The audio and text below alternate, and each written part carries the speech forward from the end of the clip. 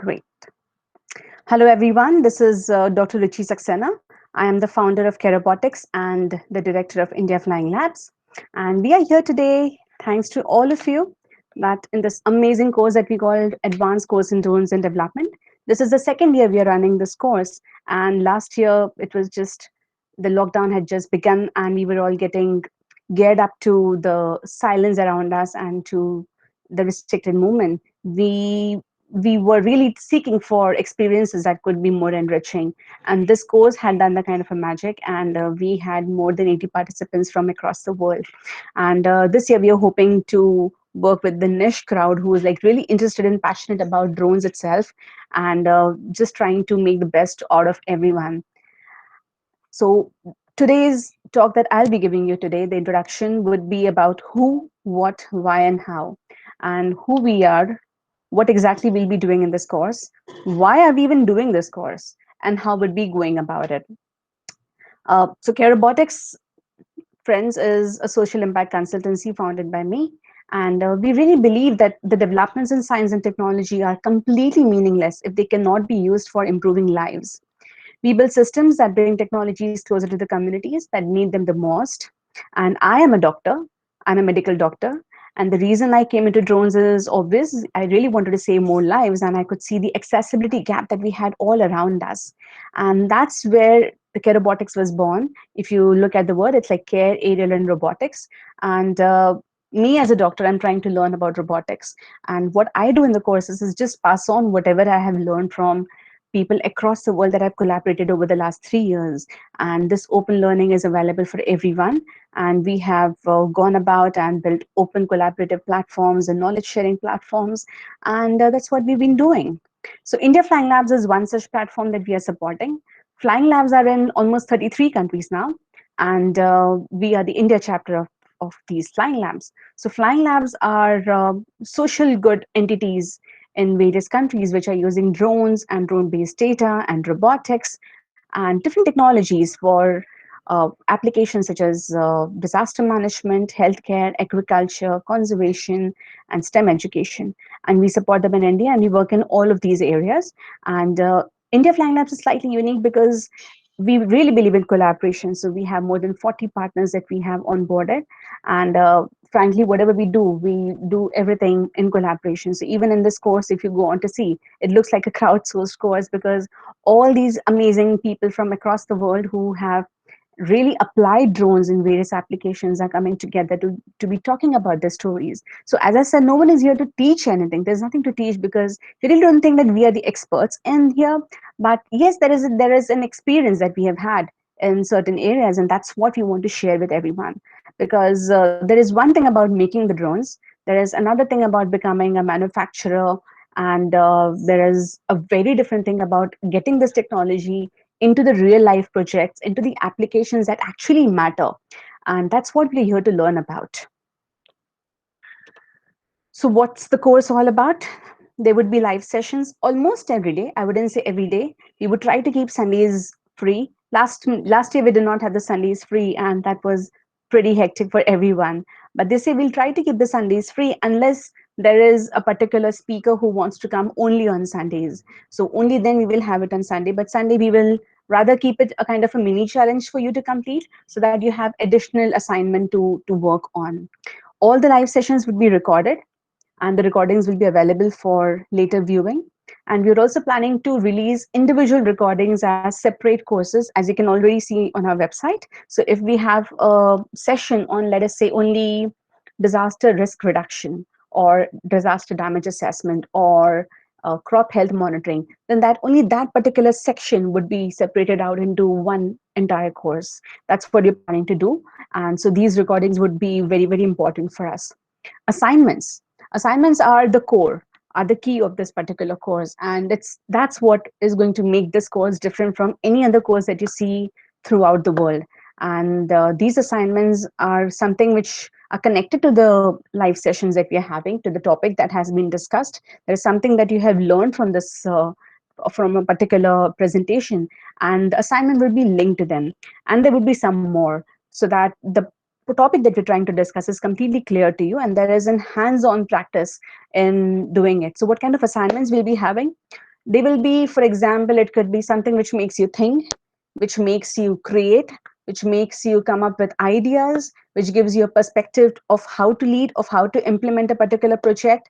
And it could be about how to do something hands-on with different data products that we have. So drone itself is useless if it doesn't give you the kind of data that you want. So drone is just a tool for collecting data, and data is the king over here. So we would be learning a lot about the drone data, and we would be learning not just about what kind of data we need and how do we get it, but also how do we really apply it, how do we analyze it, and we will be doing it through really simple tools which are available in the market, and which you should be using. And if you visualize yourself as a leader tomorrow, you have to really learn all of these things, and how are they used, what exactly they are, where are they available, and how to go about it. That's what the assignments are going to be training you in.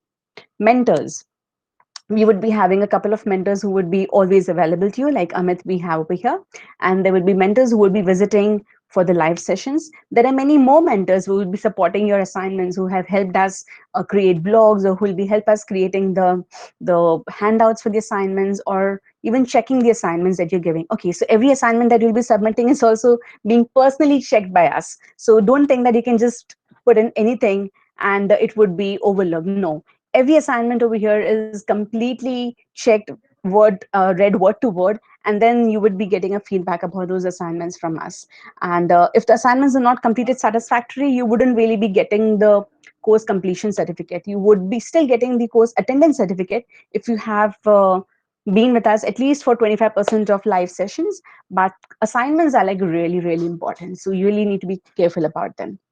Partnerships, we have on board a lot of organizations who are providing us their knowledge content and the technical products. For example, there could be a software company which is allowing us to use their software during the assignments. And then there are network partners, for example, Girls in Tech Nepal, who are referring a lot of girls to our course this year, and even last year they had done that. And these will be helping us reach out to a lot of students like you and many more, and so that many students as possible who are passionate about this topic can learn about it. We are taking their help in identifying who deserves the scholarships that we are trying to give, and we have given almost 90% fee waiver to a lot of students so far. Some of them are being nominated by the mentors for 100% scholarships, and we cannot really afford more than that as of now, because we have had very limited registrations and almost no funding. So we are doing it out of our complete passion, completely out of expenses are being borne by us. But we really hope to create a masterpiece for you, so that everybody gains the maximum out of this course from wherever you are in the world and wherever you'll be applying it in the future. And the guest passes, yes, every live session would be having guest passes. So if any of your colleagues want to join in, they're most welcome. We have kept a very humble rupees 250 fee for these live sessions, and anybody can drop in and just hear the masterclass that we'll be presenting. So these are not free webinars, these are masterclasses which are being made by special mentors who are coming on board. So a little bit about my story. As I said, what really affected me were these kind of stories. Now, I'm married to someone in Nepal, and I came across stories after stories where people were missing out on opportunities to receive health. This was one case wherein very early in my journey in Nepal, wherein a young mother, her newborn child, and a sister and a nurse were killed in an aircraft crash when they were being brought to Kathmandu. And this kind of got me thinking, why do people have to be airlifted all the way to Kathmandu? Don't they have great facilities near their home?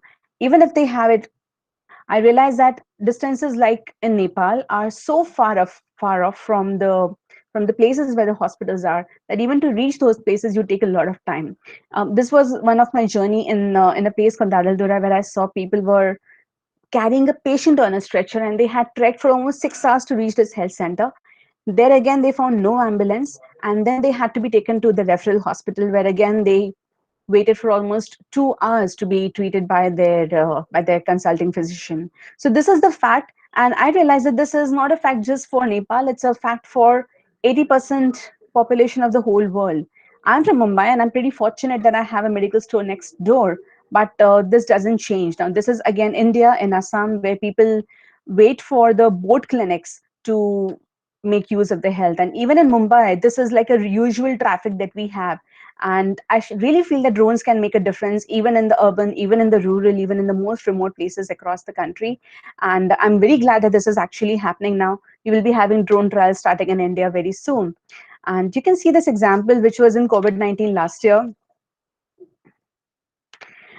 This is a team from a place near Jabalpur. It's a village near Jabalpur. And these kids had a particular drone that they had made themselves. And they were helping out the villagers and just sending the medicine across the 5 kilometer radius. And this was also like really helpful. And let's not get into the regulations part of it as of now. But then, yeah, something that at least people are thinking about.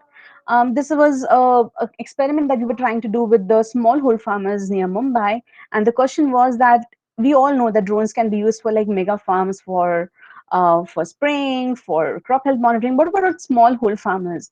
And I also realized during this experiment is that this is where the real need lies, where the community who deserves these technologies really don't have an access to them. They don't understand these technologies, and sometimes these technologies are so complex that nobody really gets it. So we need, it's our responsibility to identify these technologies that are like really simple and affordable. This is the same village wherein there was an earthquake which had just slipped, and it was completely ignored till a particular child had died when a wall collapsed. And places like these are completely ignored even by the government, because nobody knows exactly what is the vulnerability in these places. Where are the weak houses? Where is the population? How many roads there are? Whether they can be evacuated in time? And these kind of drills have never been thought about. So the kind of data that we can collect from drones can really help in these answering these questions. Now, this is what we had done in Odisha after Cyclone Fani, where the drones helped us to count and classify the damages. So we had counted the boats as well as the fallen coconut trees, the not the date, the cashew plantations which were affected, and the boats which were there or they were missing. This is again a scene where we get a very typical scene of an Indian village, where this is the density we are living in. And if you talk about the earthquake risk, where exactly we lie and how much do we know about these places, and if there has to be an earthquake at this particular area, do we know the kind of damages which would be there? So predicting this kind of risk and managing it, and also responding when an actual disaster happens. For example, this was when there was a flood near Mumbai and in Kolhapur. So our teams have been going there and responding. So this kind of really helps us to know the perspective, and that's where the drones have been really helpful. But what is the most important key over here is the community engagement. That how do you really engage with the people? Do they even know what you're doing with their villages, with the kind of data that you're collecting from the image, from the images, and will that data be shared back to them? Where are their rights and responsibilities reflected in whatever you're doing in your project? So this is like a key question we ask each other in our Flying Labs network, and in the policies that we make, in the SOPs that we create, and in the kind of knowledge that we share with everyone. So that's what everyone, this is the kind of future we are trying to evolve and see, wherein, a very simple thing. Now, for example, slums. How do the drones help a slum population? Now, during COVID-19 last year, we had drones which were flown over the Dharavi slums in Mumbai, and they tried to collect data. So once you have the aerial image, you can put into a particular software which can help you run an AI based algorithm and do the counting yourself. So when the area is like really large and you have very less time and resources with you, you can really utilize these software and make use of them to do all the kind of counting and calculation that we are talking about today. Okay, now in a small area it's great, but then you can use satellite images also, and you can, when you use the drone images, it's like way more clearer. Okay, so the technology that we're trying to talk about, it has to be really simple to teach, simple to learn, simple to operate, simple to maintain, affordable, accessible, and available. So when we have these 7 points in mind, we can actually be totally human centered and community centered, and never forget about digital inclusion, so that whoever we are trying to work with, we are including them in the design and not completely excluding them. We will be learning all of these things throughout the course, and you would also be reading about it in today's reading material that has been provided to you, and also doing it like an assignment, wherein you think about how are you including the community in the data that you're trying to collect about them. Okay, and if we talk about the principles of digital inclusion, they have to be affordable, robust internet services for everyone, internet enabled devices that meet the needs of the user, access to digital literacy and training, quality and technical support, applications and online content, and designed to enable and encourage self sufficiency, participation, and collaboration. Now, friends, this is not something this is restricted to drones. I'm talking it about for every kind of technology that we're trying to envision. Even if, let's say, you make an app for helping out the rural women in, let's say, financial literacy, you really need to take care of at least these 5 6 points so that this app is actually usable by the people and it has more acceptability. There are about 9 principles of digital development which you can read and research about, and you should be reading them in detail. We have already shared it in the course content with you, and you need to think about these points when you are talking about anything which is related to emerging technologies and the communities that are getting impacted by them. Okay, and let's also talk here about a little bit about human-centered design, which is something you should be learning about and thinking about. And it all begins with empathy. Empathy is putting yourself in the shoes of the people who are actually getting affected by the problem, understanding the challenge from their perspective, and then defining the problem, like how we may change this, how we may design this, how we may create this, how we may teach this, so it all has to begin, which is related to what you have learned from empathy. Okay, and then you ideate and you create a prototype, but also test it out before you even launch it. So these are the 5 principles of human-centered design, wherein again, you whenever you're doing a particular drone project, if you base your project on real human-centered design, then there is a more chances of success, not just in terms of monetary success, but even in terms of impact. Like how many people are you actually impacting? And the definition of impact is impact begins with 1 million. So if there is anything that you do which impacts 1 million, you have done your bit. And that's the challenge we all should be accepting, because we are in technology, we are in science, we have a responsibility of giving back to the world. So let's begin with something that's 1 million. And this is what we expect from you. We expect consistency, not just in doing the course, but in the rest of your life. If you think about something, if you plan something, then you actually do it. And you do it with true passion. So, in this course, particularly, your passion is what is going to make you stand out from the rest of the world, actually. And with which passion you take up each project, each assignment that we give you, with what passion you come and hear everyone who's coming and speaking in front of you, and what do you gain from them and what do you absorb them from them. So it's not about gaining and losing, but it's about what's available and what are you exactly absorbing from what's being available to you. And this is going to depend upon your vision. So when you have a vision to do something great in the world, you would actually do it, and not just think about it or dream about it, but be an action taker. Actually do it, go forward and make a prototype, make a proposal, make a team, see what happens, experiment, test out, and then see what, and go forward and lead it. So don't just stop at just doing, but leading it, making the real change, bringing people along with you. And this course is going to be a kind of boot camp for you in leadership, in drones, in development, in data, in human centered design. So this is how our first assignment is going to look like when you go back to your class today, your course program. It would be about identifying one development challenge that you have observed that you want to find a solution for. Try to describe the people who get affected by this problem the most. Who are they? Where do they live? What do they do? Any information that you can use, and that's what. And after this particular session that you'll be having after me by Captain Yash Patel, there would be more questions about the drone types that you would learn from him and more about it. So now I would like to invite Captain Yash Patel, who is here with us today. So Captain Yash Patel is one of the youngest trainers in the country, and he's DGCA certified trainer. He's also my trainer in drones, and I have learned a lot from him. I watch him. I really feel enthusiastic when I see him create something amazing out of his mind. And today he's here with us to share his story. So over to you, Captain Yash. Thank you, Dr. Ruchi. Good evening, everybody. I hope everybody is doing fine in this COVID situation and everybody is healthy. So, to begin with, thank you, Dr. Ruchi and Care Robotics, to make this thing happen.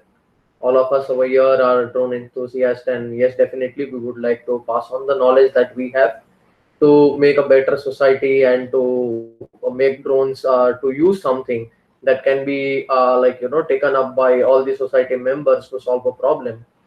So I would be telling you my journey. I won't make it a boring session or too mainstream. Like, yes, we'll be exploring the technology as the course moves forward, but I'll let you know some the integration part of it, that what makes a complete drone solution or what makes a drone feasible to do an application. So okay, just a second. I'll share my screen as well.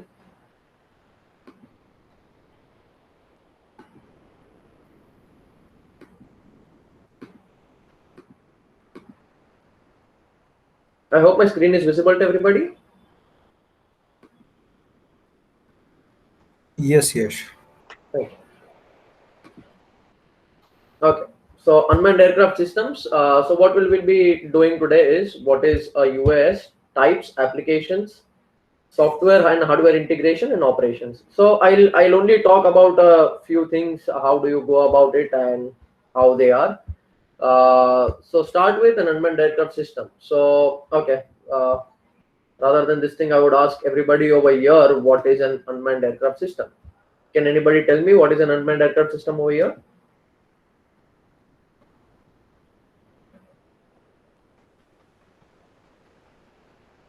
Any vehicle which is not controlled by human and basically it is run by an algorithm. Perfect, perfect. Yeah. So anything that is like an unmanned aircraft system is an any aircraft that is flying in the air without a human intervention. Like without a human intervention, now even the question comes is whether the airlines that fly once they are on autopilot, they do not require human intervention. But yes, the pilot is on board. So over here in an unmanned aircraft system, the pilot doesn't have to be on board. That is a human. That is an unmanned aircraft. An unmanned aircraft system is the different elements that are required are also on the ground. It is only the machine that is flying, but your communication systems and everything are on ground, and you are communicating with it. So that is what makes an unmanned aircraft system. Now, what is the difference between, so somebody currently just introduced themselves to like they do aero modeling in their NCC times. Basically, yes, I am an aero modeler as well. So I would like to hear from the participant, what is the difference between the aero model and a drone?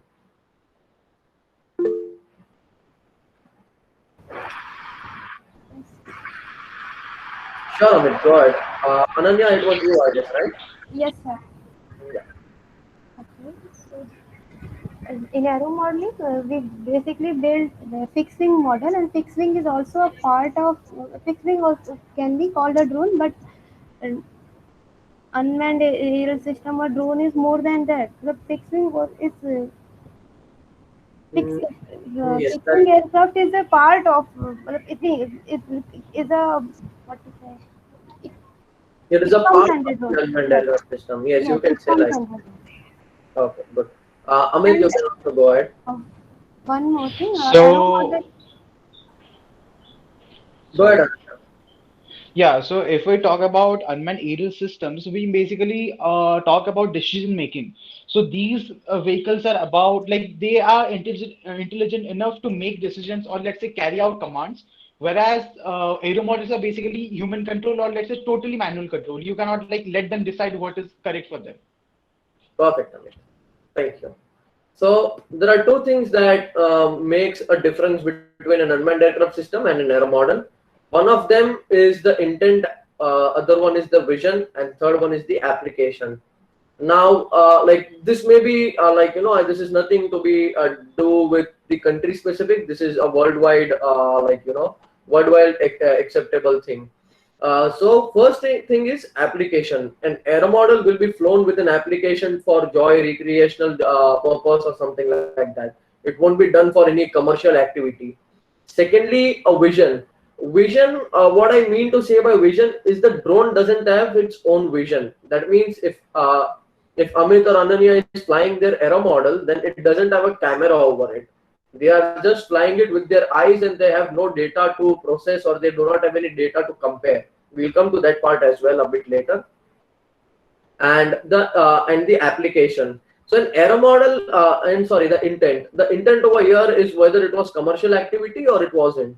So the basic feature that makes a drone separate, I mean a UAS separate from a model aircraft, is whether you are getting the data, what will you do with that data, and does the drone has the capability to take its own decision or to carry out an operation. So when you say does the drone have the capability to take its own decision, you integrate an intelligence part into it, because of which it will be able to take its own decision and carry out a predefined mission into it. So this is the basic difference between aero model and a UAS. In some countries, yes, there are rules and regulations separate for both of them, and like the intent is separate, the rules and regulations are separate, and the sites are separate to fly them. So according to the country you go in, you can refer to their legal document that is published, and you can make out between them. So now we'll come about types of UAS. Now types, they can be classified into two types. One is the civil purpose and other is the military purpose. So in case of a civil purpose, they can be broadly classified into weight, configuration and application. So weight is like in India we follow is nano, micro, small, medium, large weight categories. That is 250 grams, less than 250 grams, from 250 grams to 2 kgs, 2 kgs to 25 kgs, 25 to 150 kgs, and 150 and above. So here we are seeing like it may not be as weight in every country. It can be also on the basis of configuration. That is multi-rotor, fixed wing, single rotors, or hybrid VTOL. So now again, if you talk about multi-rotors, it may have various configuration. It can be a quadcopter, hexacopter, octocopter, depending upon the number of rotors it has. And the application. All of these things that you see on the screen right now may be used for different purpose according to the specifications they are designed for. So just an example, like a multi-rotor cannot give you endurance and that long range, whereas a fixed wing can give you a very long range, but a fixed wing cannot land vertically at a very small distance. It requires a length of runway to land. So that can be done with multi-rotor. And before multi-rotor or fixed wings were there were single rotors, basically known as helicopters. So helicopters are now made into a use of drones and flown autonomous. It's a very wonderful technology. Like me being today into aviation and drone space since last 7 years. But yes, even today the single rotor drones fascinate me a lot. And the third is a mixture of all the three, is a fixed wing hybrid VTOL. This drone can take off vertically, land vertically. It can carry out operations for long range. It has good endurance. It is a payload mounted below it. It doesn't require a runway. So this is a mixture of all the three that can give you an application. These are mostly used in hilly areas where you need to cover a lot of distance, but you have a very constrained space to land. So this is in terms of civil, how they are classified. Now coming to defense part of it, we won't focus more on defense because all of us are civilians and we'll be working in the civilian space unless we want to manufacture something in defense. So in defense, the configuration and the weight doesn't matter. What matters is the role of the aircraft, because when you are dealing with the national security, you obviously deal with the role and the responsibility given to you rather than what configuration you are in. So it may be the graph will go from right to left. It starts from small and micro, which can go up to a certain altitude like 200 feet, 400 feet. Then comes this low altitude but long range UAV. So over here, it can go up to long range or long endurance is like 4 hours, 6 hours, 8 hours. You do not require it to be refueled or anything like that. But the altitude it can go up to would be 500 feet, 600 feet, 800 feet, something like that. Second comes is the Heron, MQ, Predator and stuff, Tier 2. Those are known as MALE. MALE stands for medium altitude, long endurance UAV. So here you can go about 1000 feet, 1000 feet AGL with an endurance of 8 hours to 6 hours and something like that. Then you come to high altitude, long endurance. Again, here the altitude increases. Like the world's highest battleground is in Siachen. So if you want to fly in Siachen, you can go to high altitude, low endurance, long endurance UAV. So there are specific height limits set for all these tires where you can search, and like according to their design they can go up to. And the last one is the tier 3. Tier 3 is high altitude, long endurance, but low observable. Here the concept is very good, that it is not caught by any radar. It has a very low like thing that can that a radar can catch it. That is where drones come into picture. Drones can be used to fly below the radar and enter into a territory where you can carry out your predefined predefined operation or a mission. So this is about drones, like the classification of drones. Now we move on to application of drones. So what are the applications of drones? Drones can be widely used, and to be very honest, like yes, people, yes, COVID has been like bad for everybody, but COVID in India has also made the regulators, the the authorities know the importance of a drone, and I guess it will be the same in different countries as well. So here the importance comes is like for many things: aerial photography, shipping and delivery, where India is currently working. We are on the verge to start with our trials, as on the news today. Like I guess in the mid June we'll be starting with our trials, and then shipping and delivery will also take place very soon in India. Other is the geographic mapping, disaster management. That is what a keen a part of application we come from. Precision and agriculture, search and rescue, weather forecast, wildlife, law enforcement, entertainment. So here I like to say a bit is drones uh, can help you in various application. They are good, but at the same time, a coin has two sides. It is upon how you want to use the technology and what outcomes do you want it from there. So there is something known as ethics for data that we have posted. You can go onto the Care Robotics website, and we have a humanitarian code where you can go and search about it. So there are data ethics, and there are operation ethics that we need to follow in order to get our applications correct. So COVID, to be very honest, the COVID has been bad for the world, but COVID has also boomed the drone industry, where a lot of drones were used in precision agriculture, search and rescue, and disaster management. Over here in Maharashtra, we use drones for doing aerial surveillance to help police people during the lockdown to see whether the things are open, closed, are people abiding to the law. Yes, they can be used for weather forecast. Currently, like we send huge balloons up in the sky, with the sensors fitted as payload. And once they reach in high altitude, they give us the readings. But those balloons never come down. The sensor and the balloon goes up, and it's gone. So now to reduce the cost and everything, drones can be used for the same thing, where the sensors can be attached as payload, and a drone can be used to take it up, get the readings, and bring them safe down. So these are a few applications where we will be even focusing about. But the main part where everybody of us would know, like to know the technology behind it. So here is the technology behind the drone, that is the software and the hardware part. The software and the hardware part plays an important role. So hardware is a constant hardware that will be used or with one or two changes, but a major role that plays here is the software. Like if I got a data, now I got say suppose I am doing some surveillance in the forest. I got a photo of a piece of land. Now what is that photo supposed to do? What am I supposed to do with the photo? So there are softwares which can be used to count the number of trees, get you the density of the forest, can get you the soil properties, elevation of the land, and other things. So this can be done with the help of a software, but the hardware remains constant. So this is a typical layout of a very basic hardware that it is. On the top you see are the four motors. It's an example of a quadcopter, so they are the four rotors. Below it they are controlled to a speed controller. The speed controller is connected to a flight controller. Basically this is the brain of any multi-rotor. The flight controller is connected with different sensors, with the GPS, buzzer, and on the right hand side bottom you can see a receiver. Receiver is connected again to the flight controller. So whatever command you give from the transmitter, that is the remote control, will be given to the receiver. The receiver decodes it and gives the input to the flight controllers, where the flight controllers controls the motor according to the algorithm and gives you the desired output. One more thing we see here is the telemetry part. Now, for we people, telemetry is very important because when we conduct some operation, we obviously want to keep the operation safe.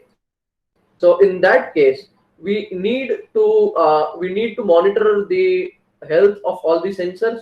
We need to monitor the the inputs that we are giving. Now, suppose I want to send the drone, say around 2 kilometers away. How will I come to know whether my drone has reached the destination? So that comes up with the telemetry system, which continuously gives you a live location of the drone.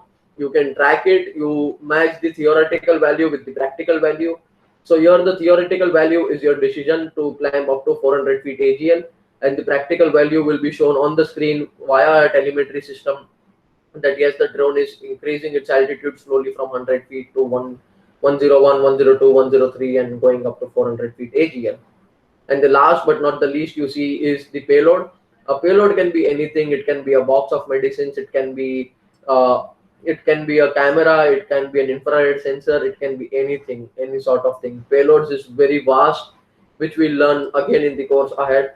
And with various payloads, various outputs can be bought up to give you to give you the desired results. So this was a part of software, hardware. Now we come to softwares. There are many softwares around the world. Few of them are open source, few of them are proprietary, which can be used to make the application fulfill. That is, now, as I said, now I took a drone. I took a drone. I flew it on a piece of land. I collected 100 photos. Now, what am I supposed to do? I want to make an orthographic elevation of those photos. I need to process that images to get a definite output, and for the same, I I use them on a software, something known as Pix4D, where the photos will be stitched together to make a complete piece of land, and from there we will be able to see how it goes and how the topography is made and the desired results. So we will be learning about them in the current sessions as well. And over here, I would like to show a small thing to everybody, that is a software, like a basic software that all of us should know, kind of. Like there are many softwares around the world, but yes, this is the most widely used by almost everybody. So just give me a minute. I'll start the software.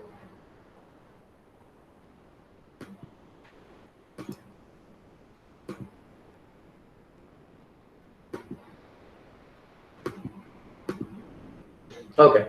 So this is a typical software, a command control software from where you will be able to control your drone. So on the left hand side you see is the instruments, and on the right hand side you see is the map. This map can be also replaced by the live feed that you're getting if you have a camera on board. Otherwise, this is how it looks.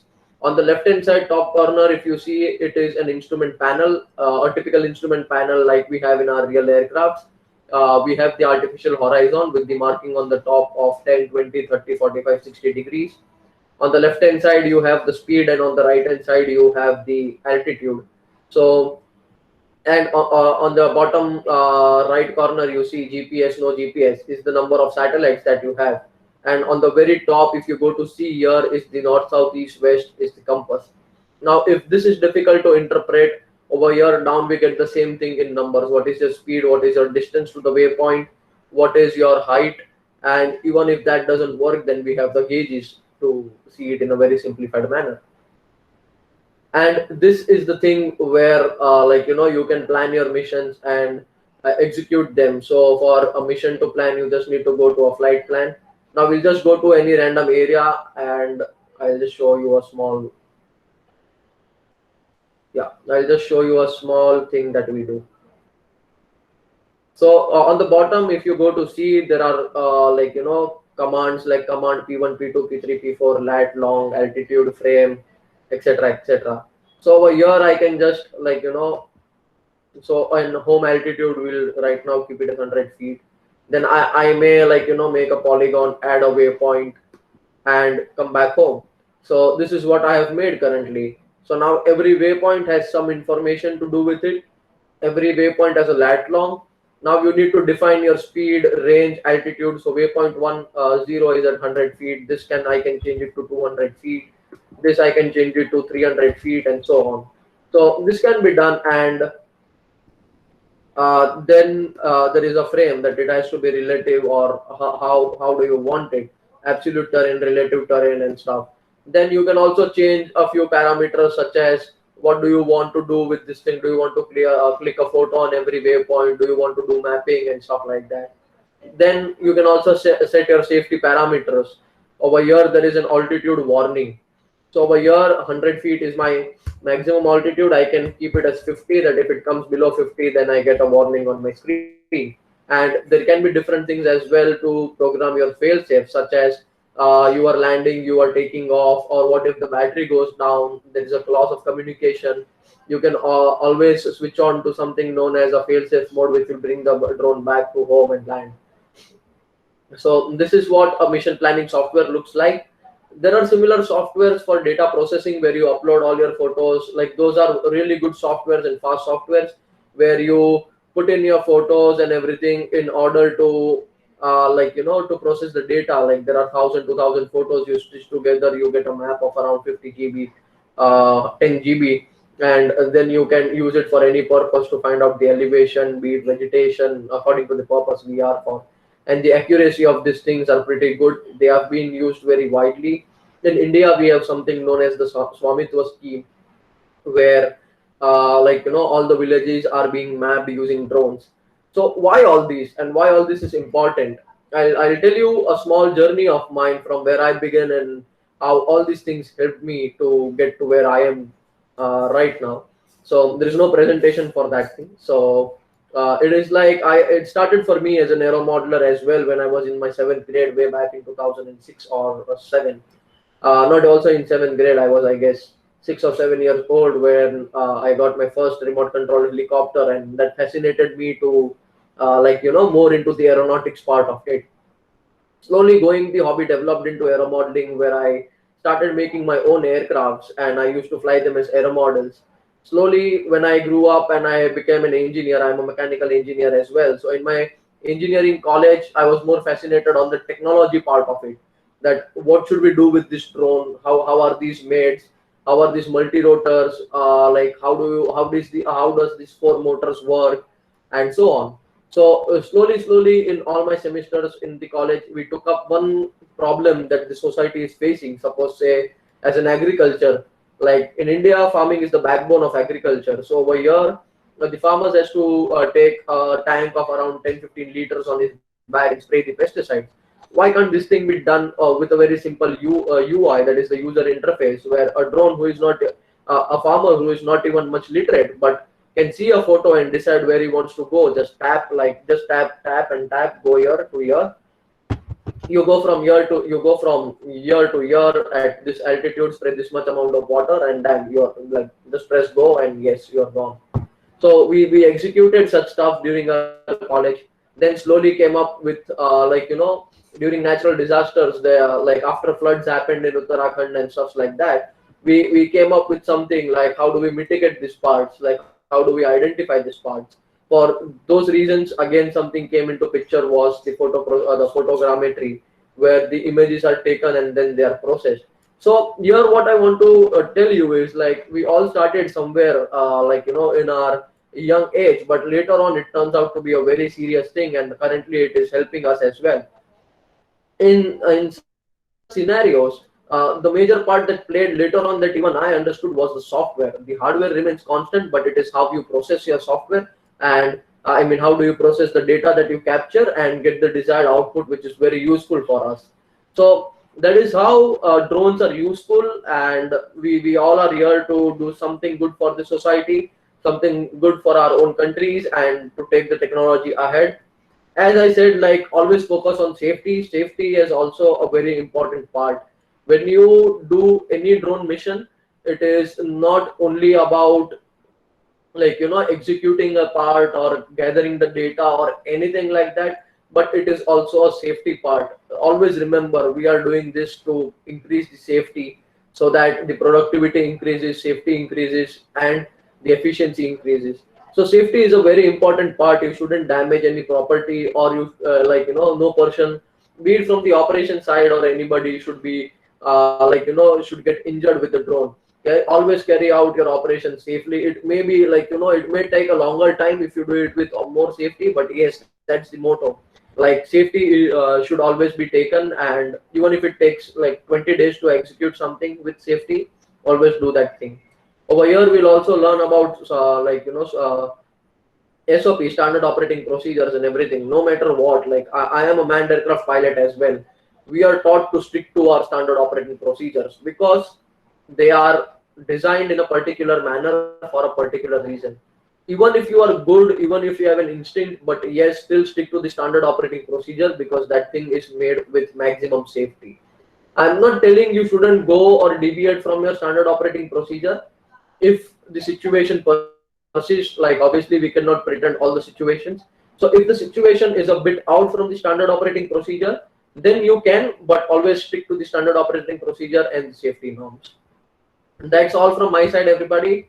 Any questions, not only regarding to the session, but anything in general with drones, I'm open to answer them. Y'all can ask me one by one. Thank you so much. Thank you, Captain Yash. Can we have some questions or comments from anyone?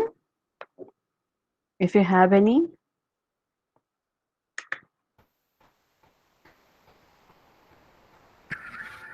The chat box is empty. You can either put it on the chat box or you can raise your hand and speak. Yeah, hi Captain Yash. Go ahead. So I have a question. Like, in how many years do you think India will completely utilize drones? It is like there is no specific number for that thing, but yes, down the line, in 2 years to 2 to 5 years, yes, we'll be completely utilizing drones because currently, if you go to see, even Dr. Ruchi can say about that thing. We are using drones for a majority of applications, be it precision agriculture, be it construction, be it surveillance, be it anything. You name a sector and a drone is present there. It is also like currently all the emerging smart cities are using drones to do specific applications over there. So yes, eventually things are going to evolve very soon where new things are going to happen, and in these new things, yes, drones are already going to be there. And so yes, down the line, like 2 to 5 years down the line, drones are going to be there all around with beyond visual line of sight, drone ports, air taxis, everything. Yeah, I started this course just because I was thinking that by 2027 or something, if I be prepared for it, drones is something which will become the next. Say, for example, in 2014, e-commerce was booming. In 2018, data science and everything was booming. In 2025 and 2027, drones is something which will be booming. Definitely, I quote my mentor over here. We are right now in early 80s of computer when we say in terms of drones, but because of the technology advancement, currently we are moving at a very rapid pace to carry out all the operations and for integration, software, and everything. So it wouldn't take us more than 2 to 5 years to completely absorb drone into the ecosystem. Okay. Yeah. Thank you, Yash.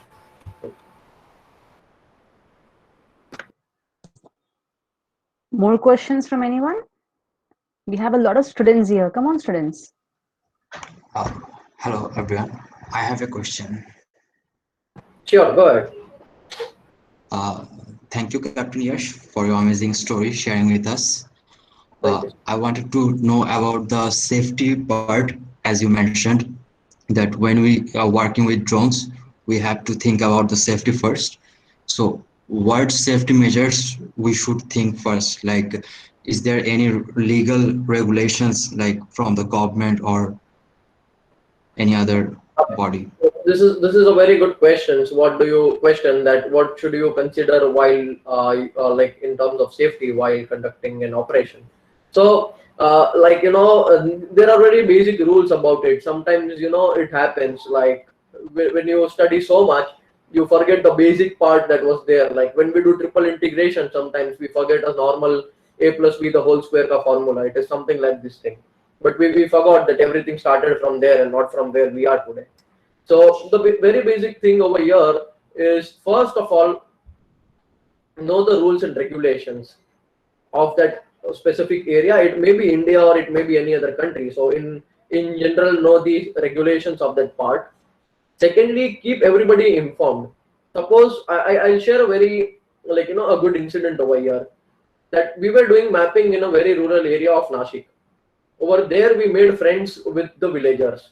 Like, we used to give them chocolates, or, like, we used to give them food, water, everything. So eventually, what happened one day, everybody knew that there is a drone flying, but now obviously some people wouldn't be aware about it. The next day, a drone went missing, or it crashed, and it crashed like 15 kilometers away from us. Now we got just the last location of it, but we didn't know where the drone drifted with the wind.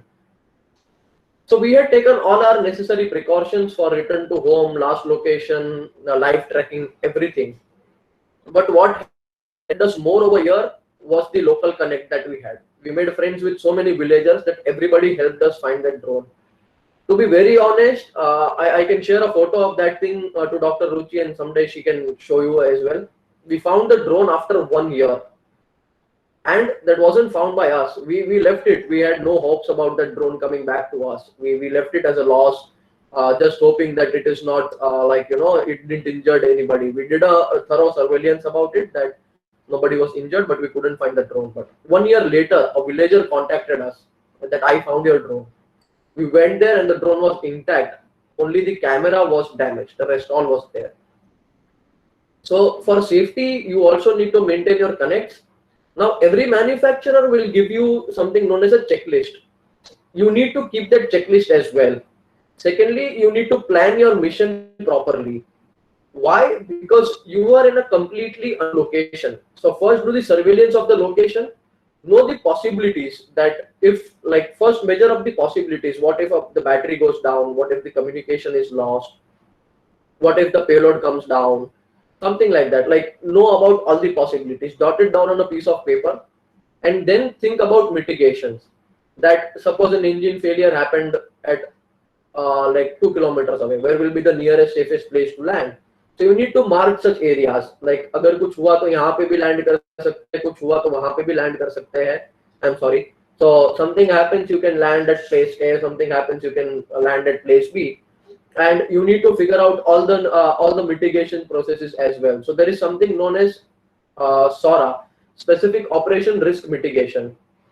In SORA, you prepare a document before you commence any operation. You follow your checklist, you make that SORA document and abide by it. Now, what should be there in that SORA document is what I just told you right now. You are conducting a specific operation. So what is the operation? What is the aim? What is the motto about it? Second, what things can go wrong? If things go wrong, what are the mitigation, what are the mitigations you have for it? And make steps for those things. Sometimes the manufacturer will give you those steps, but sometimes they won't. So you will have to make it according to yourself. That do this, do that, and everything. Secondly, keep the authorities informed. This is also a very, safe point. That sometimes you do something in some district and something happens, then the local authority, maybe the police or the DM, already knows. He is in, he knows that you are doing this thing. So he can help you. Or, this can also be helped during your data privacy times. Like, sometimes you capture something and that person comes upon you that, you shouldn't do this, that was my property, this, that. But if you have the authorities with you, if they are into confidence, even that will help you sometimes. Secondly, coming to the safety, this was all to be done by you, but a major factor that comes is also on the drone. That for all the safeties, the drone should be maintained in a specific manner. Like, it should be maintained properly so that there is no chance of any failure. So this comes from maintenance part, where the maintenance are of two types: a scheduled maintenance and a preventive maintenance. So preventive maintenance is to be done by the operator.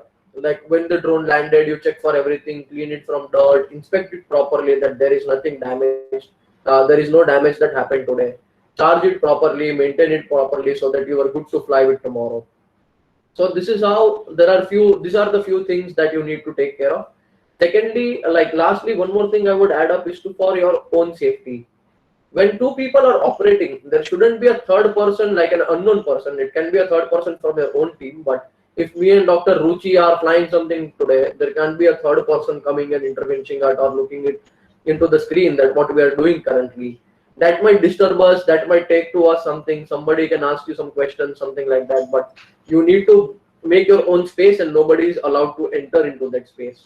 And always carry a first aid box with you for any help or any emergencies. Also, keep the local hospital numbers, local police station numbers handy with you. I hope I answered your question. Yes, thank you.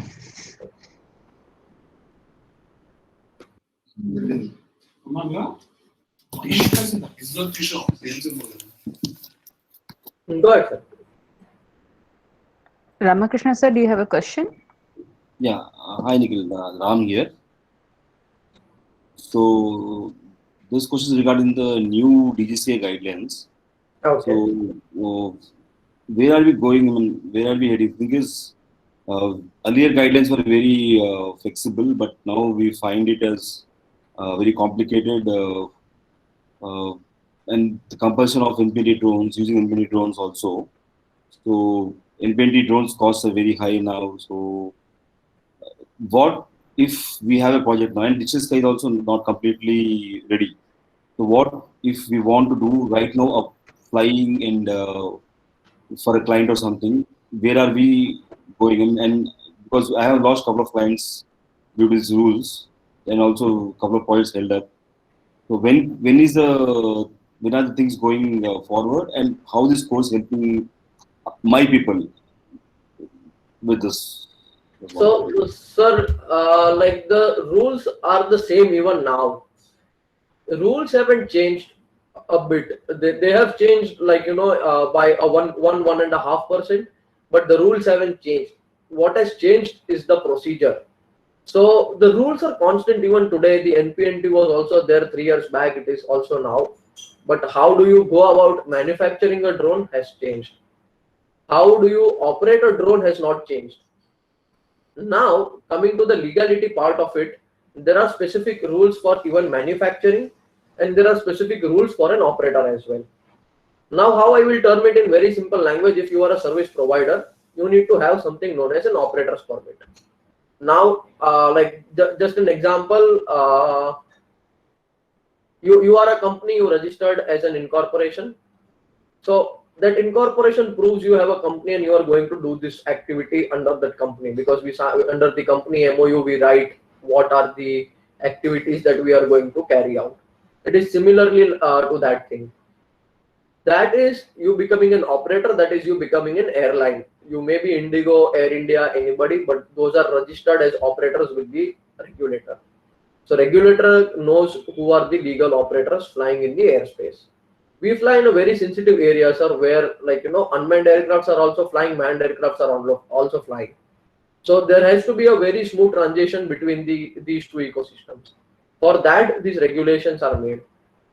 Now coming to the manufacturing part of it, NPNT is a very is a very simple technology. It shouldn't add more as a cost to your drone. Why? Because if you go to see even the current regulations, people who have non-compliant drones can approach to manufacturer, and manufacturer can make the drone NPNT compliant. So here the question is why NPNT and how this thing is going to happen. How this thing is going to happen is NPNT can be also a firmware update. You need to find somebody who can give you that firmware. That firmware wouldn't cost you, I won't quote a number, but I'll just tell you it will be less than 10-15,000. I know it looks like a big number, but from the safety point of view, it doesn't cost much. When you are investing, say around 5 lakhs, 6 lakhs, 2 lakhs in a drone, like this number can be adjusted very easily over it. Secondly, all the manufacturers need to comply to the law, and why NPNT is because of the safety aspects. Every drone should be trackable. Currently, if you go to see in India, there are a lot of drones that are those are made illegally, and those are just flying here and there with no reason. They might be breaching somebody's privacy. They might be breaching somebody's data. It can be very sensitive data as well, and for such reasons there are laws so that these things do not happen. So digital sky is nothing but an intimation platform where you are intimating the regulator that you are flying in this region. That is all what NPNT is, and it merely takes like around 2 minutes. I had shown it Dr. Ruchi when she was attending my lecture that it merely takes 2 minutes to file a permission artifact on a digital sky platform, not more than that. So it's a very simple technology. It doesn't add much as the cost part of it. And when you come to India, the regulations over here are still the same. The regulations haven't changed from 2017. It is just the procedure has changed. There is a bit of paperwork that is added. Eventually, this paperwork is also going to be online. And like currently, if you are working for something in the national this thing, it can be it can be something as it can be something as to do with the regulator part of it, or it can be with the government entities. Then for that thing you need to do is apply for an exemption. When you apply for an exemption, that part gives you an exemption for a particular operation to be carried out, and with that exemption you can do all you want to do, like you can carry out that specific operation. Thank you, Nikhil. And just to add one thing, that exemption won't be given to everybody. It will be given only on case to case basis, and that too with if you are working with any state government only then. So for the participants from other countries who have no idea what Indian regulations are, NPNT is no permission, no takeoff, and it's a system which Government of India is applying so that all the drones which are flying in India can be tracked, and there is an accountability to the government itself for using the skies. Angel, you have something to say? Angel Shrestha? Yes, I have something to ask. Please go ahead. Sir, how much the knowledge of hardware important when we are applying the drones?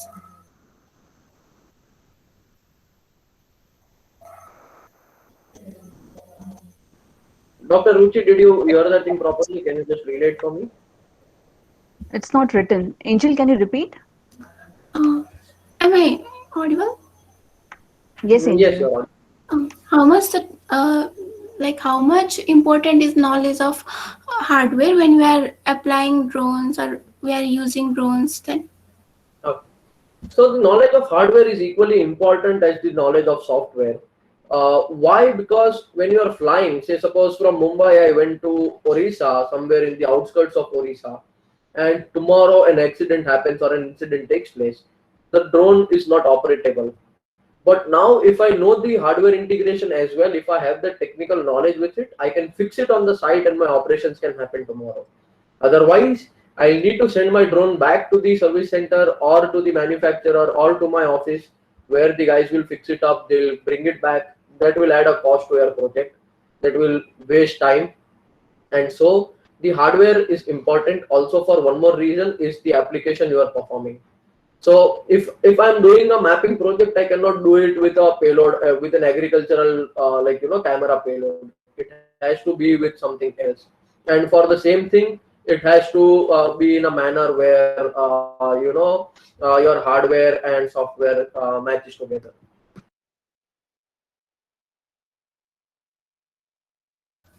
Thank you, sir.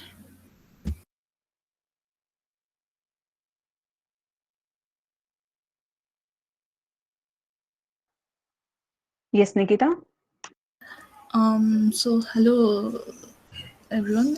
Thank you first of all for this presentation. My question was when we are talking about drones and its application, and whenever we are trying to develop a new drone in any field, in a mass scale or just for solving any problems. So what are the challenges that we generally face? There is few things we need to take care of, like security or safety, and also you recently talk about policies. So what are the challenges that you faced or we generally can face while applying those technologies? I'll just tell you about my journey where you can relate it to.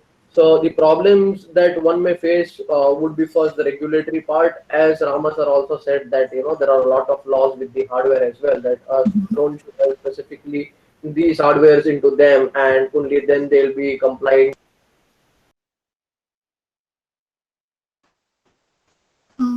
You are muted actually. Oh, I'm sorry.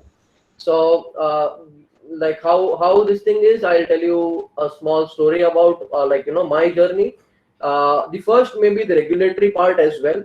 That a couple of areas over here in India are marked as red zones where you cannot fly drones. So first of all, you need to find out the airspace that you want to fly. The airspace should be clear. Secondly, you should select the correct drone about that thing, that what drone are you going to use to fulfill that requirement in a very in a very efficient manner, even with the cost incurred will be low.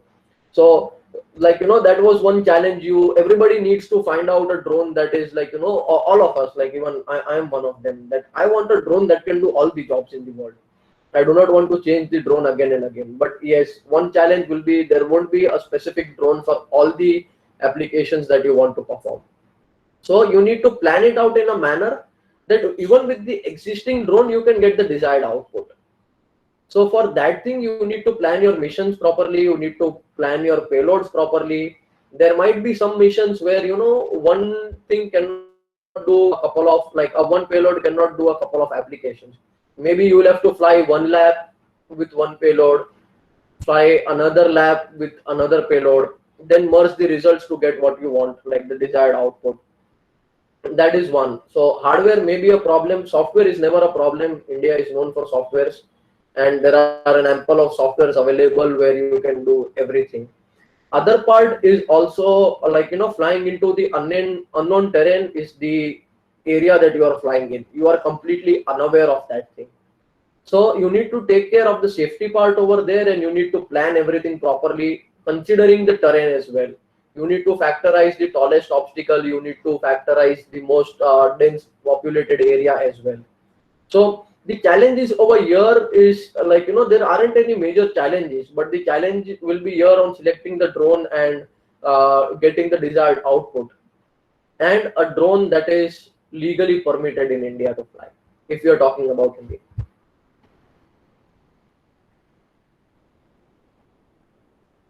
Okay. I hope I answered your question.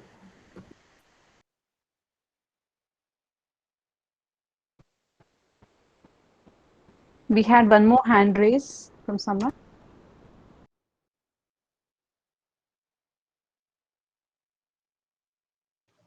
Hello. Hello. Am I audible? Yes, Rashmita. You are audible. Yeah. Hi, sir. Hi, ma'am. My question is very general, and I think it's out of the scope of this course. Uh, No, you can. it is related. Yeah, it is related to the defense side of the drone application. Sure. And my question is very general. What did Indian Army use any drone in the last year China intrusion in Ladakh border?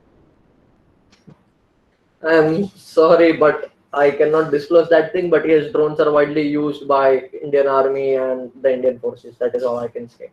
Even now, when we are sitting at our places, there might be somebody doing some surveillance to safeguard our live beams over here. Okay, thank you. And another question is this: that are there open source drone data other than Kaggle one with a particular specific application side of drone data available on internet? I didn't get you. What are you looking for in open source? Open source dataset, drone datasets. Yeah, there are a couple of open source drone data sensors that you can use to integrate it with your drone and take it ahead. Okay, thank you, sir. Welcome.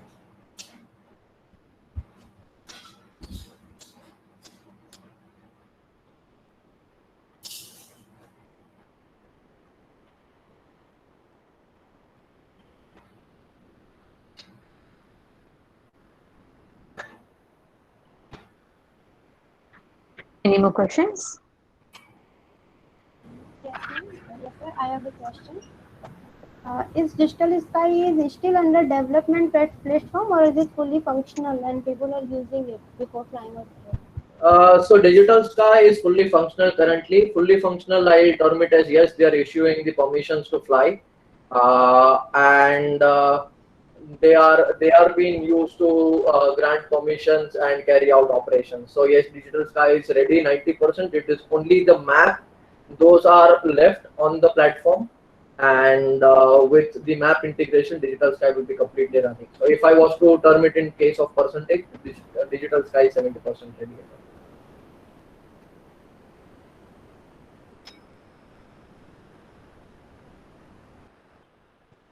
Thank you, sir. You're welcome.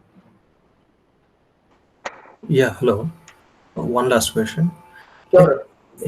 Yeah, are there any maker spaces where we can work on real life drones?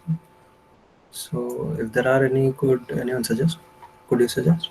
Um, if you are based in Mumbai, I can suggest you. I do not know around India, but yes, in Mumbai there are, and yes, it may be like there is a maker space available almost in every city where you can go and work on drones, or maybe like you can do an internship or something with like somewhere eventually where you can work with drone or the data processing part of it.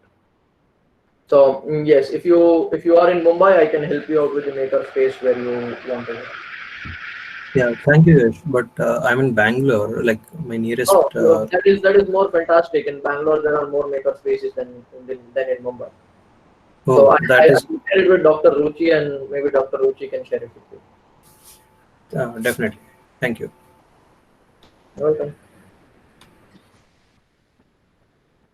It seems Azad had a question and he's typing it out. Yes. Meanwhile, Mabisha, do you want to ask a question? Mabisha Dahal? Yes, hello everyone. I'm Helen Captain. Yes. Hello. So my question is, you talked about the red zones where we can't fly drones. So can you explain what are the red zones that are restricted to fly drones? Okay, sure. So this is a very good question. Every country will have some restricted airspace where they cannot fly drones, or uh, where they cannot fly drones, or there are restrictions to fly drones. So in India, these zones are classified into three parts, that is red, yellow, and green. Red zones are zones near military installations, around airports, and around any other sensitive area where drones cannot be flown, where drones are not allowed to be flown at all. The yellow zones are zones where you need special permissions to fly. That is in terms of paperwork, not in terms of digital sky platform. You need to have special permissions to fly in those areas. Only with those specific permissions you will be allowed to fly in those areas. And green zones are readily available zones in India. Currently we have, I guess, more than 100 green zones. Even yesterday there were a couple of green zones approved. So those green zones are places where you can go on any time, fill a flight plan and fly. So the government here in India is supporting us a lot to identify green zones. Even if you have an operation that is also to be carried out in the future and is useful for the country, they approve that part as a green zone. So every place will have a red zone, green zone, or yellow zone. It may also differ from country to country, but yes, there are air zones, or there are zones where you cannot fly, where you need to take some cautious. Those are the zones that you need to take care of. So the first point when somebody asked me what do we need to take care of was the zone where you want to fly as well. It happens to be like, I want to carry out an operation or a mission, but that area lies in red zone. So I cannot do that using drone. I need to find an alternative for that thing. Or I will need some permissions to convert that red zone into a temporary green zone and then fly. Thank you so much. You're welcome.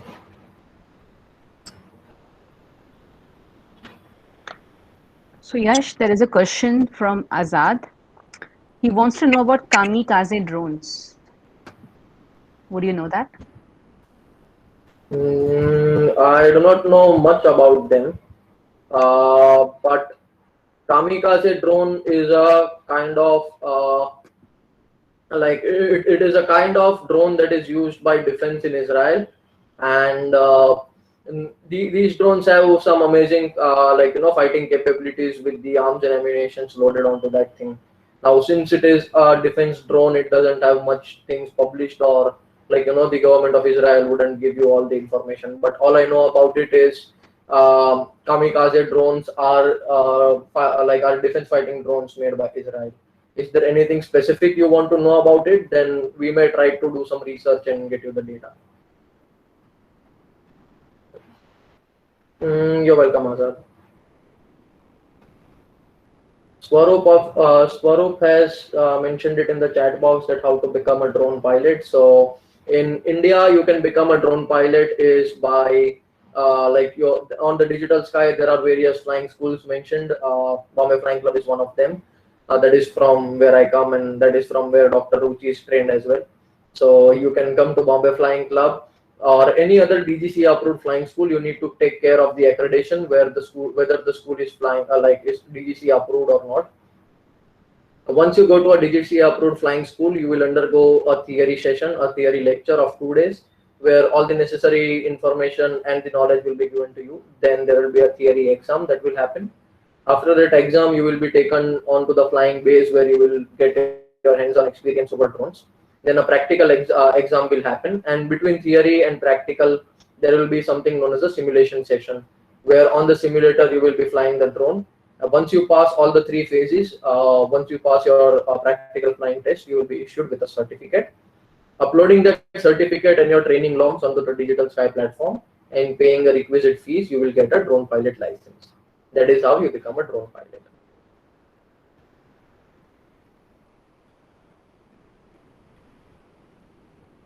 Any other questions?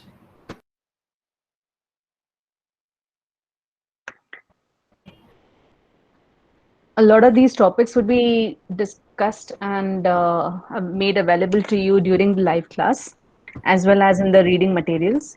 So, I hope we answer. You might have even more questions as in how we go forward with our course. So that's great that you have these questions. Most welcome. Okay, we have one question coming in from Munira. Do we need to buy any additional software or hardware tools for hands-on practice in the particular course? No, in this particular course, whatever software you will be using, they would be trial versions of the software, and so they would be available. And in case there are no trial versions available, we through a partnership would make it available only for you. So that's going to be taken care of. And if something is not easily available, we will not be including it in the course. Yeah, Ruchi, like one more question. Like, how long will the trial version be valid? Most trial versions are from 15 to 30 days, I guess. Every company has its own policy for trial version, but then that will be enough for you to finish your assignment, I guess. Okay. And about the assignment, the live sessions, we will try to run it till the 30th of June. And we give you another extra 15 days to complete all your assignments. And what we had done last year is that we do a kind of closing ceremony on 30th of June. And for at least for the people who have completed all this assignments till 30th June. So the ones who are kind of up to date with their assignments. For others, we just give them the certificates, not hold a ceremony, a kind of a convocation ceremony later. But let's see what happens this year. If you all are very sincere and if you all are able to complete all your assignments by 30th of June, then we can have a convocation on 30th of June and then give you a window period of another 15 days to complete all the assignments. So it all completely depends upon you. But recommendation is that you complete every assignment on the same day because the topic is still fresh in your mind of what you've heard from the live session. Oh, like what if there are like I am a bit slow learner just because I want to learn everything in detail. So until and unless I learn most of the detailed part, I don't go further. So more than the certificate part, I'm here for the knowledge. So yeah, if the course is as big as possible, it is really good. So for them, does assignments matter or something like that? Also, we'll be having our own schedules with the office work and everything. So people like you actually will be enjoying our assignments because it's so much of a research and thinking and doing. But it's just about the time because we have a limited time in the course and also my availability because we'll be checking every assignment personally. So we really have a limited time with us. So, we would be able to give you support only till 15th of July. Beyond that, you can continue your research and learning, which I like really appreciate. And you're most welcome to keep sharing your insights. You would be in the group, you would be on the page, and if you create something, if you write something as a blog, you're most welcome to share those articles with us. Definitely. Thank you, Dr. Ruchi. Azad, there's a question. Azad, you can go ahead with it. Azad is not able to share his audio. So you can type Which is this one of best software from one your of POV, your point of view, the best software to process drone LiDAR data? We cannot actually comment upon the best software because all softwares are unique in their own capability. So according to what you want to process, there are an ample of softwares that can process LiDAR data. So you can like appropriately select one to process it. But mostly I would recommend to use are the open source softwares where you can tweak the versions according to your own needs, and that mostly suffice the need for everybody.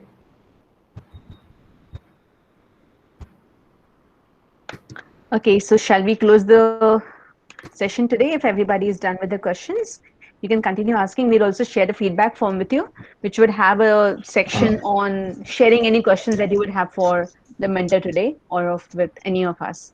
So you're most welcome to do that. And with this, I would really like to thank Captain Yash Patel for what is the word? Generously? Am I kind of losing my English? So openly sharing your knowledge with us. That's really good and really nice of you. Thank you so much for being a part of this course once again. And I'm sure a lot of students that we have over here today would get motivated by what you have done in your life and try to be like you and kind of consider you as a role model very soon. So thank you so much, Captain Yash, for being here. Thank you, everyone. Let's start an amazing journey together. I see a hand raised from Atikur. Atikur, do you want to ask something? Yes, ma'am. I wanted to ask about the platform. You have sent us the link of group page from a platform. I tried to go there, but there is showing that this page is available for only subscribers, and I don't have access to the group. So what you can do is just share the screenshot with me on my WhatsApp. I'll just check out. And first, let me check if I've given you the access properly or not. I'm a human. I make errors. So maybe I've missed out something. So forgive me for that. But just share that screenshot with me on my WhatsApp and I'll see if something happened and I'll just correct it. Yeah. Anything, anyone, if you feel any technical error in the website or on the online portal. Another thing is. Yes, Atikar.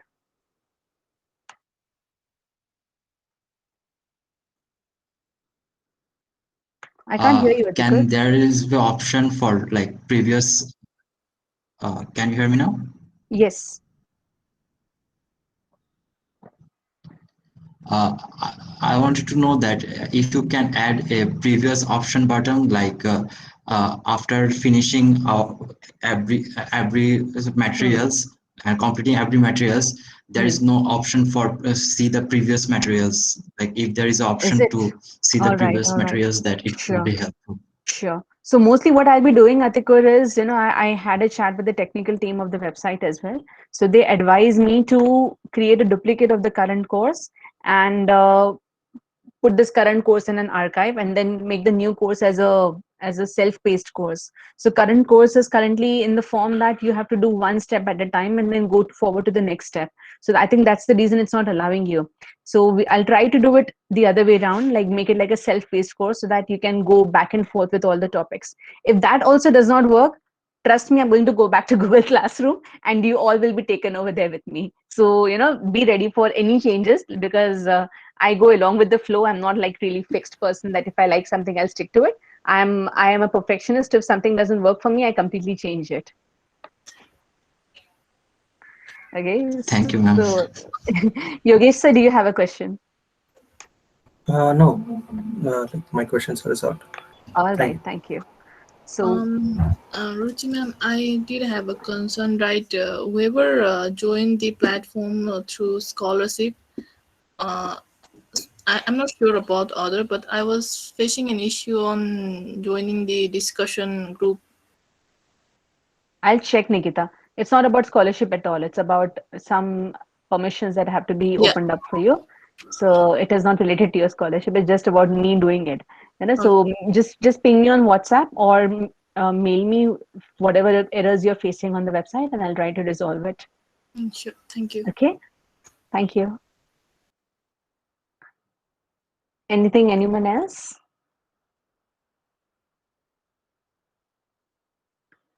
So what I'll do is all the content that we have today, everyone just go back to the online platform once we close the class and see if you can see everything properly. And or just give me a time till tomorrow morning. I'll create a duplicate of this current course into a self-paced course because even I'm not happy the way it's structured right now. So I'll delete this particular course. I'll create another course, add all of you over there once again, and then we can start afresh. And there, I think you'll have more facilities of going back and forth and with all the topics. So the topics that we have currently added are for the first 2 weeks. We'll be adding more and more as we go forward. And about the course schedule, what we will be doing every day, we have a rough plan in mind and we have communicated with all the speakers, but there are many speakers who are yet to confirm. So the general structure of the course is going to be the first week, we are going to be about basics of drone technology and the market and the regulations, all of that.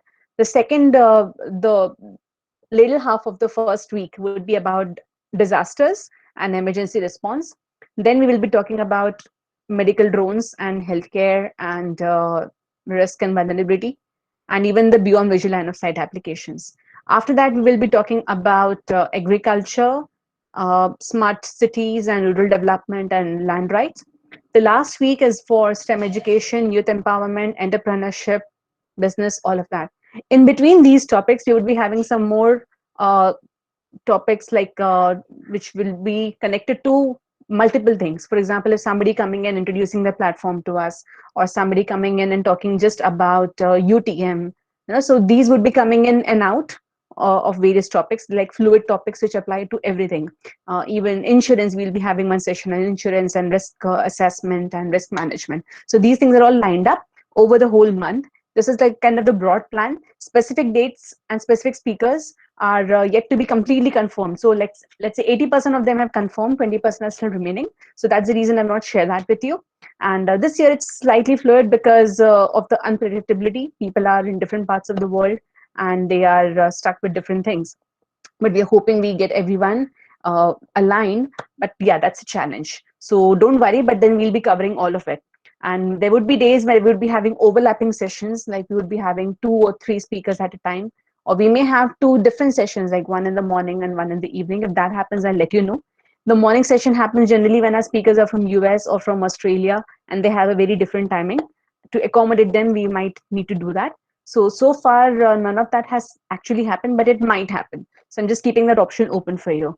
And I really encourage you to read a lot, utilize the next 1-2 months to learn about this technology completely, and visualize yourself as a leader, as a project manager, as someone who is a consultant to the government of your country, or who is, let's say, on playing a lead role in a large scale deployment of drone based technology. So just visualize like that. Don't worry about regulations because they are evolving. In the next 5-10 years, I'm hoping that there would be like mega changes in the regulations what you see today. It's all about accepting a technology and adopting it. And then it's like the need is the mother of all inventions. So when we showcase a need, when we're able to portray that we really need this technology, and you're able to demonstrate trust, that yes, my government, you can trust me, you can trust us, this is how we will take care of your insecurities and sensitivities, and we will safely execute this particular project, then any government would cooperate and then modify the regulations accordingly. So I kind of see the regulations as just, let's say, milestones along the final goal, which is way too far away. We are in a very nascent stage. So let's visualize 5 years, 10 years down the line what the world would look like, and start working on it and start planning on it. And just to add here with Dr. Ruchi, like whatever the regulations may be, but the regulations do not top up to somebody's life or for a cause that is going to save something or contribute to the national interest. So whatever may be the regulation, there is always a way out to carry out any operation that you want to.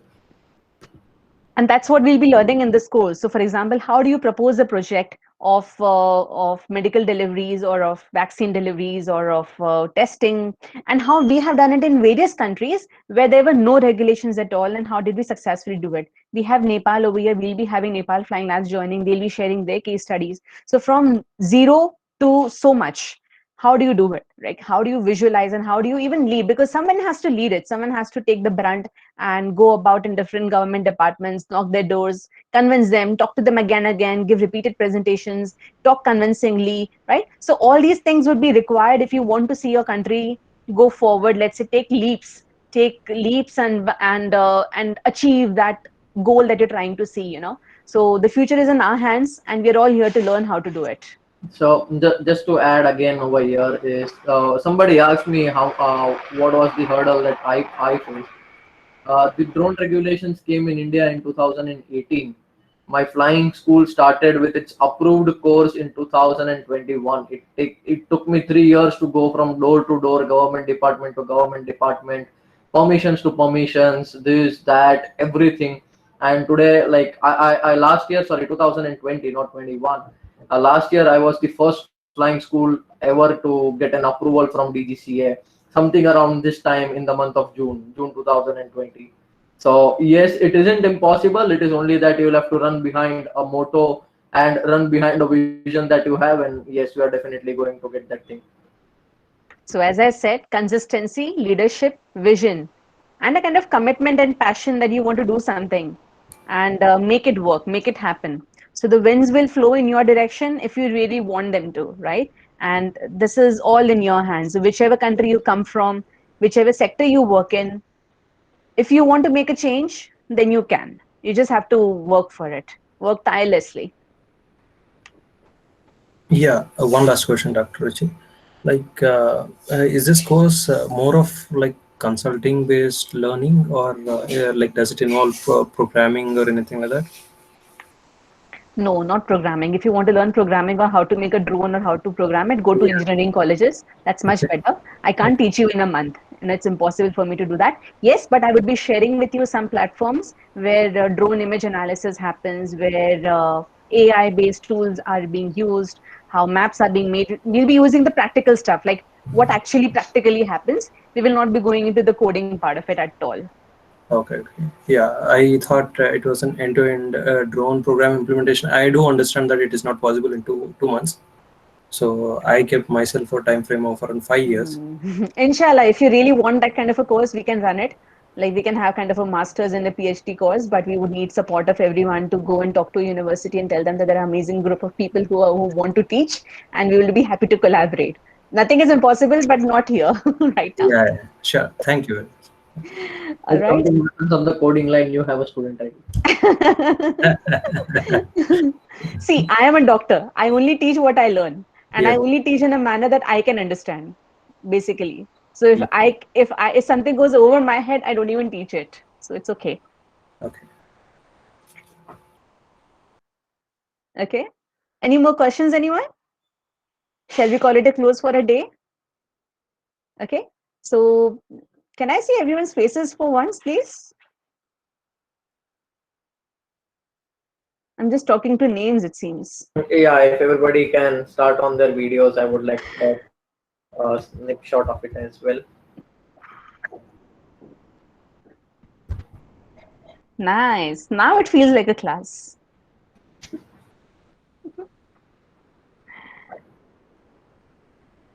Good, so good to see you all. So girls from Kathmandu and Nepal, rest of Nepal. I live in Kathmandu half the time, as much as I can. The most reachable person for drones in Kathmandu. So I hope we all meet someday. I'm a mentor at Girls in Tech as well, and hope we all connect very soon. We have a project called Drones for Daughters, wherein we support the drone education for women and for girls, and give them dreams and make them think about flying. More about it in the last week of June. All right. So I'm just taking a small snapshot. I don't think others feel like showing their faces today. Oh, great. So we have people from Bangladesh, Nepal, India, We have from Kenya as well. Somebody had joined in from Kenya. There would be more joining in because we are inviting all the Flying Labs to be a part of the course. Let's see as in how things happen. All right, great. Nice to see you all. Thank you. And keep up the good work, keep up the passion, and keep up your interest in technologies and development. So it's less about technology, more about people, more about humans that you're trying to work for, and trying to be ethical, safe, and responsible in making a technology and implementing it. Thank you. Thank you. Good night. Thank you. Good night. Thank you. Everybody. Thank You'll be you. receiving a feedback form after every session. Okay, so do fill it. Bye, Captain Yash. Bye, Dr. Ruchi. Take care. You too.